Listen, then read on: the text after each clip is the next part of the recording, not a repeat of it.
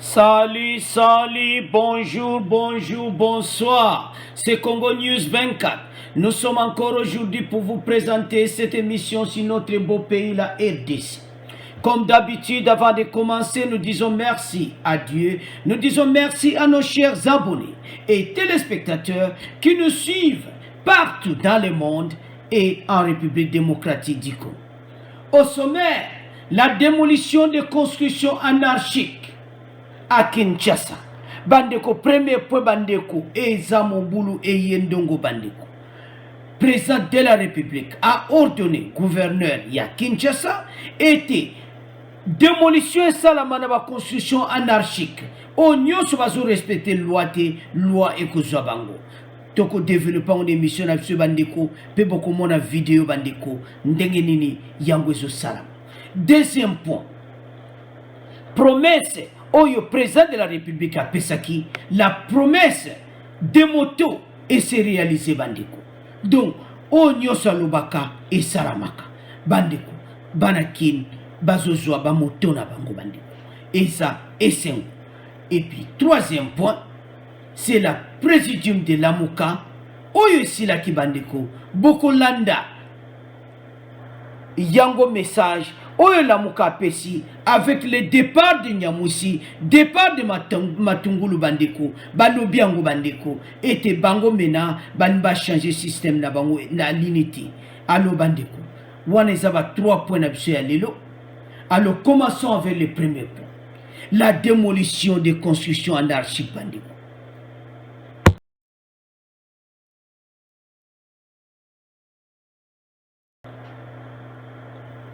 Alors, notre premier point. L'inspecteur provincial de la politique Kinshasa, le général Silvano Kasongo, procédait à la démolition des maisons construites par des particuliers au domaine militaire de Kimbomango. Bandeko. Mikolo Kaka Oyeleki Bandeko. Ordre Pesamaki et Wutaki est pas présent de la République. Sur instruction du président de la République Félix Tshisekedi, qui s'était précédemment rendu sur place pour sensibiliser ces gens afin de ne pas construire sur ces terrains de l'État. Alors, gouverneur de ville de Kinshasa, Djeneng Koubela, Yemoko sur instruction Oyewutake pas président. Parce que Yemo Ayebisaki Batouana.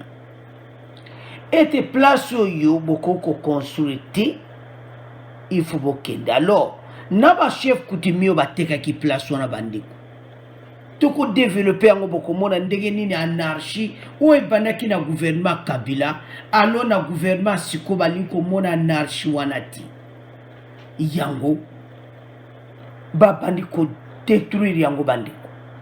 Alors avant de continuer notre mission, nous vous proposons l'extrait de démolition de constructions anarchiques à Kinshasa. Alors, Bandeko, Bolanda Yango, et puis, tu continues l'émission à bisou.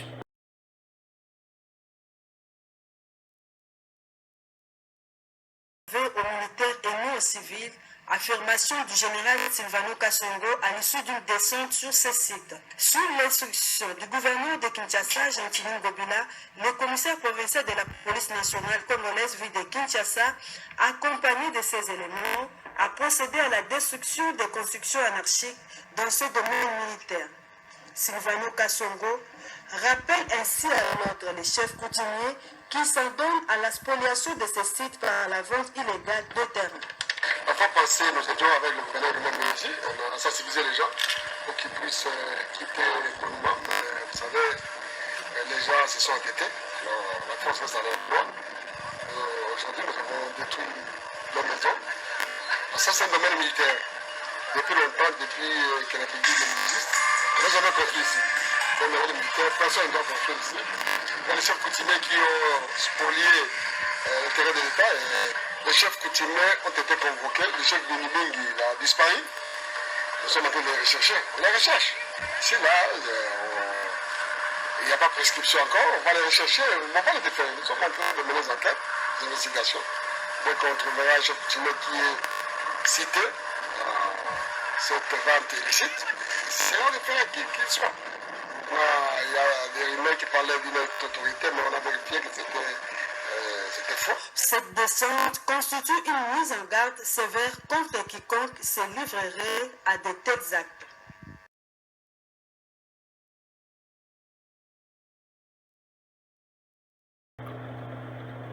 Allo bandeko. Bon moni ndenge baza kubuka yango bandeko. Pase bayoka kite tozana gouvernement sika président alingi ordre mboke zana ordre. Allo na lera Kabila ezalaki chef kudimi akoteka na ye. Oyo wana koteka na ye do désordre na désordre. Alors président de la République ayotia ordre ayebisi gouverneur ya sika. Gouverneur Diedhiou Ngobila ayebisi ete na lingi komona place wana eza domaine militaire de Kimbomango. Eza domaine ya l'État. Bakoko teka ngote ba construire banda. Alors chef coutumier bandeko. Le chef coutumier mingi qui aurait pris la fuite parce que pour le moment zomona na tende boyoki na vidéo akimi bandeko bazo lukaye. Le chef coutumier akimi na ye. Na bambongo wana bapesa kiye so akozongisa ndeni ya kimi azo mwana te désordre oezaki na lera Kabila balingi sala malisusu boyete bandeko. Alors ba détruire yango selon des sources concordantes. Ces occupants auraient déboursé chacun $2000 américains pour avoir intérêt bandeko. Motala nam désordre oezaki na lera Kabila do bapesa ki $2000 na bango. Ezalaki na lera Kabila bandeko. Bapesa ki bambongo na bango. $2000 na chef coutumier na chaque terrain zaki azako teka na $2000. Yango o ezali message na batu même aux en Europe ozokele ko somba ndaku na Kinshasa keba. Bozoko somba ba terrain au $2000 bo keba. Avec le gouvernement bazako détruire yango. Parce que c'est illégal, les terrain militaire, terrain l'État, teka yango ndenge wanati. Alors ils ont vendu, maintenant bazo payer ba prix, alors ba pesa ki $2000 na bango bandeko. Alors botala na shabu. Eza mawa komona ndenge nini ba tracteur wana bandeko za ko détruire. Alors bandeko chef coutumier abendana azo mwanati. Aza porté disparu. Eza mawa. Oh bandeko. Azo mwana te. Siko bazo nukaye. Ndebo yoki police nationale Yemo Kasongo Silvana Lobi tozo lukaye. Tito konsoye. Parce que gouverneur à Kinshasa jube instruction par président de la République. Et il faut démolir ba maison on a construit nyonso. Et puis baza mitumakasi. Bayaki oyebisa bango chef coutumier kuta yebine déjà que azoteka ba terrain illégal makambo oyo bandeko. Alors chef coutumier aza en fuite yemu tatoyeba mbongo abatu pour le moment zomo. Est-ce que mona wapi un chef coutumier ateka bandako? Donc désordre de mort total. Alors sikoyo il faut rembourser bambonga batouana $2000 parce que baba ça innocent. Gouvernement faut rembourser bango da $2000 na bango. Ba terrain on est belé bandiko. Yango yo aux en Europe, au lieu qu'on somba terrain, fais attention. Parce que pour le moment avec le gouvernement de Félix Tshisekedi, baza ko démolir ba terrain wana nyonso. Surtout ba côté à Kimwenza kuna ba côté à nyonso ba tebele ba somba ki ba terrain na bango bo pesa ki ba $2000 na bino bazo kene ko détruire yango. Il faut ça valable ba il faut ça vraiment qui permis à construction. Yango mboka na se fait changer. Il faut ba permis de construction ezwama avant même mutaba na ko construire. Il faut d'abord ba mikanda nyonso emonana. Alors, tala na monsieur coutumier à Kimina. Alors, vous de commenter bandiko. Il faut pas que ça va bango ba peuple azane innocent pese $2000 na ye. Alors, monsieur coutumier à Kimi. Alors, est-ce que bako zango à vous de commenter. Alors, tout si c'est le premier point, bandeko, toujours le cas, deuxième point, nabiso, où ils ont ordre du jour, bandeko, sur les 106 motos, sommes bandeko.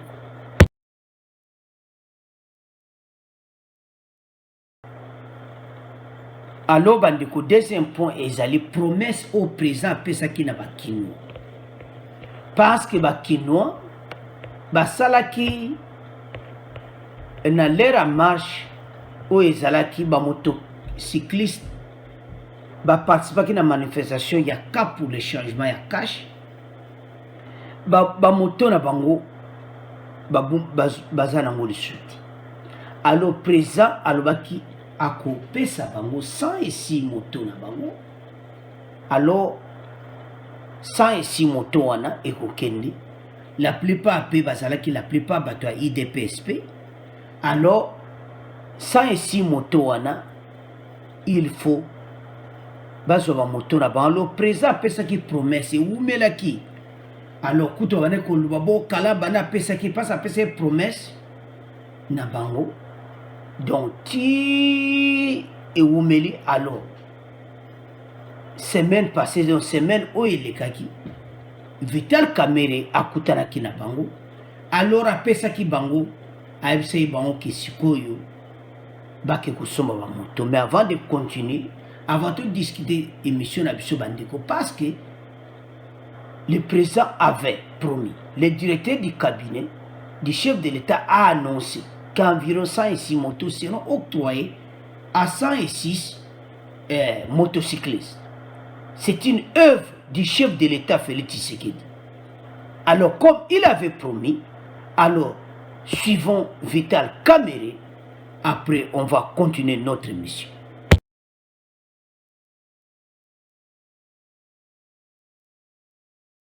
Directeur du cabinet, le pacificateur VK, yo azala pembe na biso ezango te na lisolo tosololaki na ye alobaki na ba recommandation na biso akotraite yango po apesa rapport epa mokonzi ya mboka ezango te na yango arespecte maloba na ye alobi ke non tobima libanda apesa bino kelke maloba na ba oyo tosengaki elobi par rapport ya oyo etali bamisala par rapport na ba oyo bamoto na biso ebu oyo bayibo babotolaka na yango abimi libanda déjà solution déjà ses amis akopesa bino atake maloba oyo kotikala biso tokokende kosolola en famille na yango etake koloba salingaki keno ye moko alobela bino na sansa ke kimia ezala ezango te yango na kosenga ke tozala na respect tozala na kimia parce que bakonzi minene bazali awa ezango te beta mama boko bona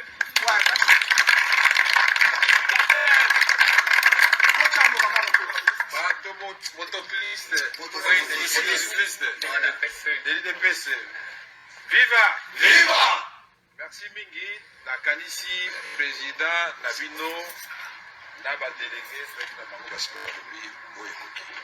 To ça pas discours politique en milaité. Bino boza bana oyo bosunga kibiso, boza pe bosunga biso ti lelo. Soki mobilisation ezali bino bakamoto. Oui. Et puis ba carburant na bino boitizaka ba moto na nana okata kolo moko te boyi kosenga nga carburant. Oui. Wale laksi vraiment patriotisme ya solo. Quand on le baki biso peso boza na moi problème. Quand on le résoudre, vous allez droit il y a chaque citoyen congolais. Voilà. Dossier oyo ya ba moto ba botolaka na eba kango avant kutu tokoma lesiko tozali. Ouais. Zaki 104 motos, 106 motos. Ya tato sololi lobby tato kutani. Toyeki mkotokutana ki vendredi. Nabi lundi oya awa na 12h. Na 12h nga na komi na tui na compte de garde wana babite ba komi na route. Ndio ko ba retard. Tango na ina bima na ki ba annoncer tout le monde qui la Catherine na ba montar ba ze bile ba na ki pona ba.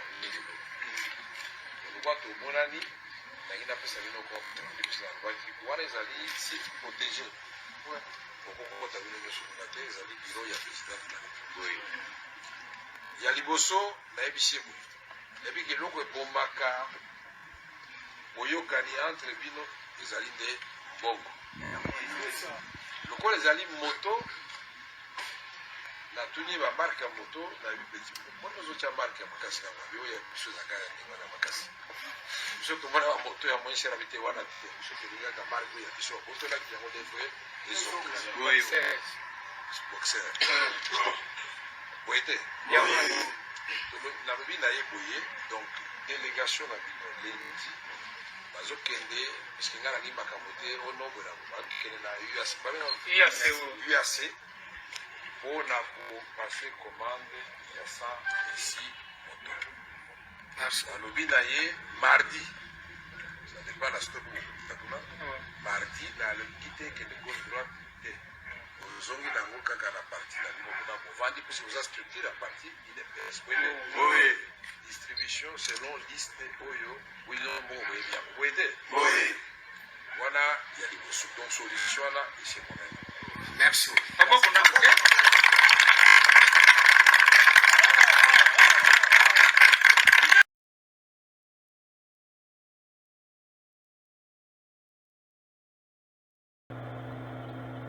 aloba ndeko bolandi kamere wana ndenge alobi donc président soko a promettre a réaliser donc c'est ça bolingo motema moko ya bien mpona koyede bakinois alors bakinois oyo la majorité bazali mpe bata idps bakendeki manifestation bandeko alors bamoto na bango eza bamoto na bango basalela baaffaire bandeko bamoto wana baperdaki yango alors bomoni ndenge eza réalise mena bazokende kozwa bamoto ya sika baza na esengo bandeko ezali kaka 10 jours passés que promesse wana réalisée alors pour le moment baza na bamoto na bango ya oyo balobaka ya sika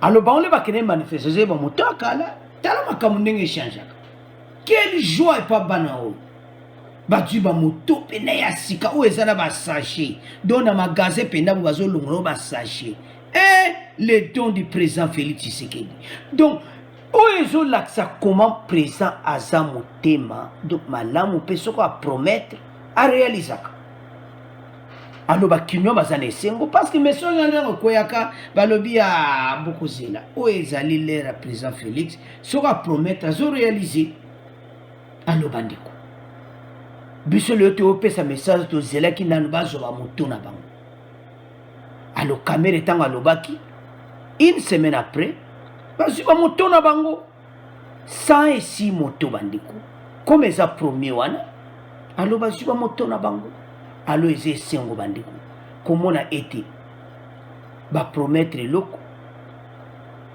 wana bazwi yango alo bazokina ozwa bamoto na bango j'espère bakokabola yango ekozala sans problème eke na permanence ya idps bakabola alo bandeko eza dans la joie kopartage yango na bino parce que président de la république a promettre et se réalise alo bandeko kaka na po oyo makambo oyo nantomona yango te elo toloba eza tomona changement elobi nini likambo oyo tomonaka te tokomomona yango na lera Mobutu na lera Kabila le père na lera ya Joseph Kabila bango nyonso baprésident baleki totika komona te aye libanda apromettre likambo aboye pesa tomona barencontre mpe aboye te directeur ya bureau ya président aya libanda ya présidence aya mpe asolola na peuple boye eza kosalama te donc oyo baza vraiment oyo ozomona ke baza vraiment donc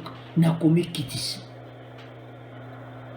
et puis baza motema ke peuple d'abord esalama yango président de la république alo le peuple d'abord promesse apesaki ese réalise bandeko bazwi bamoto na bango alo eza esengo komona ke eloko baprometteur bino bozwi yango 106 moto commentaire mingi eza te à vous de commenter na point na bandeko alo toleka na troisième point na biso oyo ezali présidium alamuka bandeko tokotia bino extra video oyo makambo oyo eleki kuna bandeko bolanda do ezalaki balobi mpenza la vérité na ndenge départ ya Nyamusi Matungulu do balobi donc tolanda yango tokende na troisième point bandeko.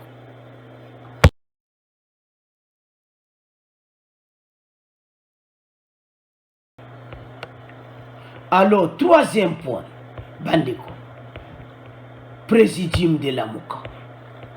Après le départ de Nyamusi et Matungulu, Lamuka s'engage à œuvrer dans la cohésion et l'unité. Donc, balobi était, après le départ de Matungulu et Nyamusi, bango va changer stratégie na bango à travail. Bango va travailler pendant au balobaka dans l'unité. Les membres restants ont réaffirmé ce mardi 30 juillet à Lubumbashi leur engagement à ouvrir dans la franche collaboration et la cohésion afin de poursuivre la lutte. À cet effet, chacun des leaders s'emploiera à exhorter les collaborateurs et militants de son parti et regroupement politique à demeurer unis, disciplinés, vigilants et mobilisés pour déraciner les antivaleurs qui handicapent le progrès de la société congolaise. Balobi ke fo bazala ini après départ à Nyamusi na Matungulu, balingi siko bazala vraiment ini. Malgré ben bazala quitté, balingi siko bazala ini pour aider, ba travailler pour aider le peuple congolais. Et puis ba travailler dans l'opposition moko ini. Alors bandiko, avant de continuer notre mission, Tolanda message ya Lamuka bon de continuer mission na biso bandiko.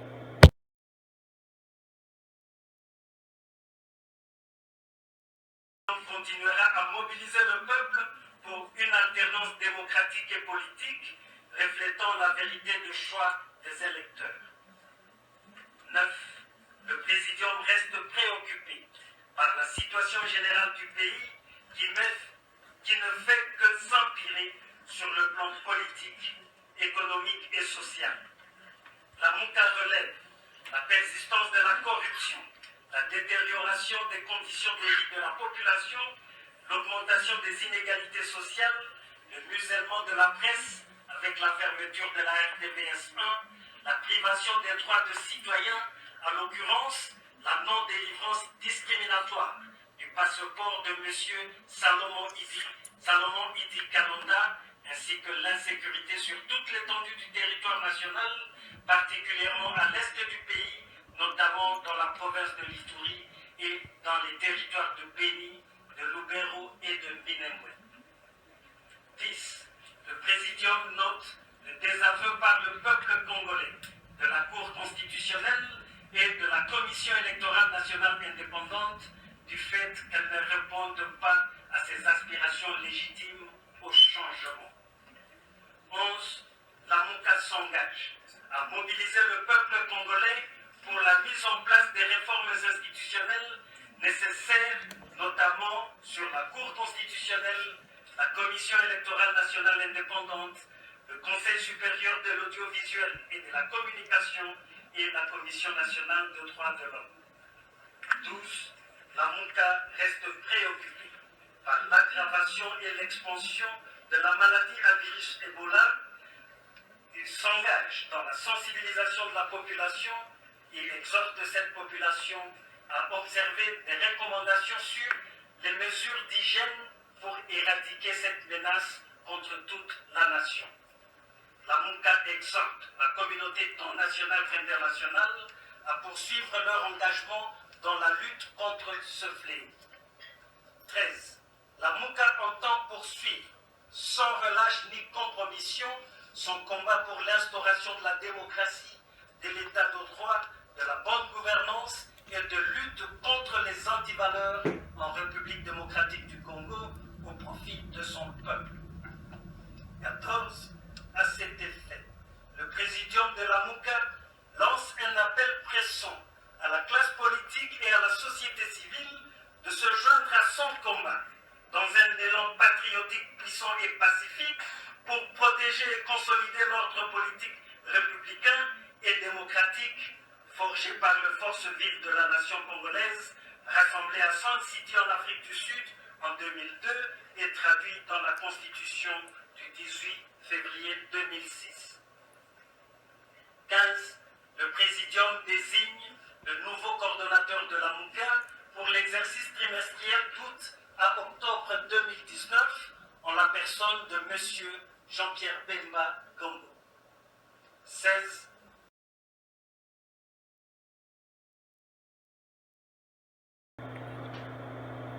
Allo bandiko, to landi biso nyonso message à la muka, to landi biso nyonso ba décision na monde bazu, ba le qui après départ à Nyamushi ou à qui na est à pays, lutte contre l'insécurité et soutenir le président de la République. Et puis Matongolo, représentation de la RDC au sein de la Banque africaine de développement. Alors nyonso wana ba monnaie était to lukato changer système de travail. Cet engagement intervient pendant que les analystes soulignent la fragilité des relations au sein de la coalition Lamuka. Balobi était engagement à l'ensemble parce que ba monnaie était ba analyste et belé batwa comme lubaka Lamuka comme fragile. Yango ba changer système de travail.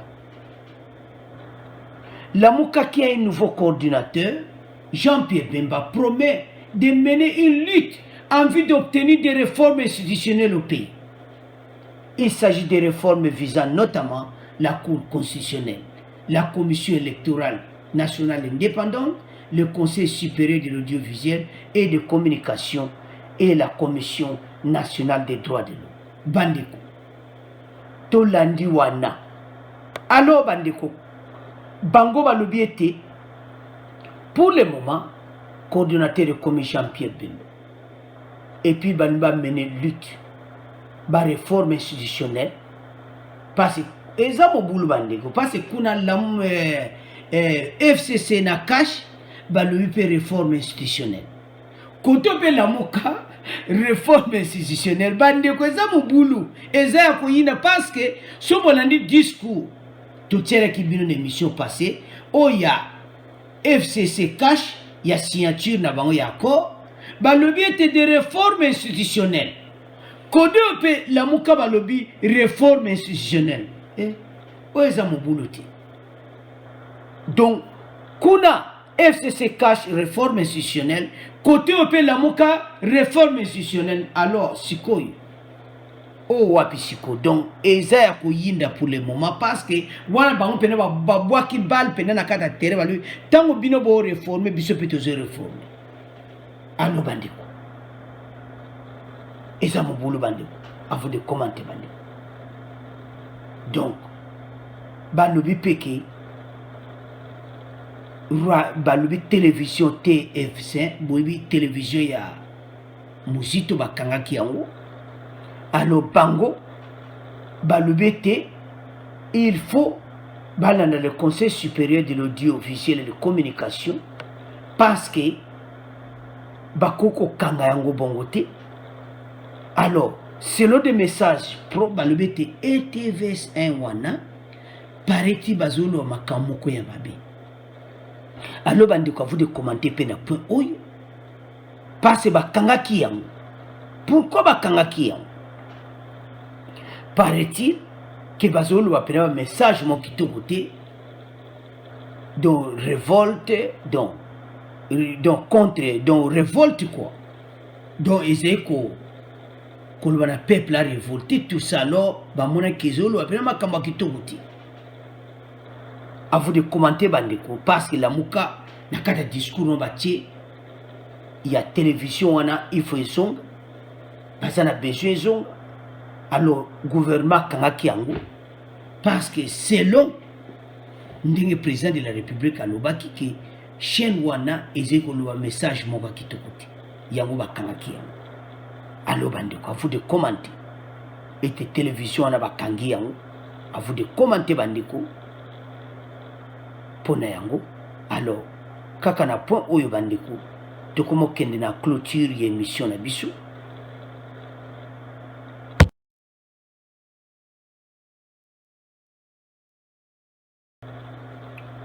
Alors, comme d'habitude, ça résumé émission na biso bandeko.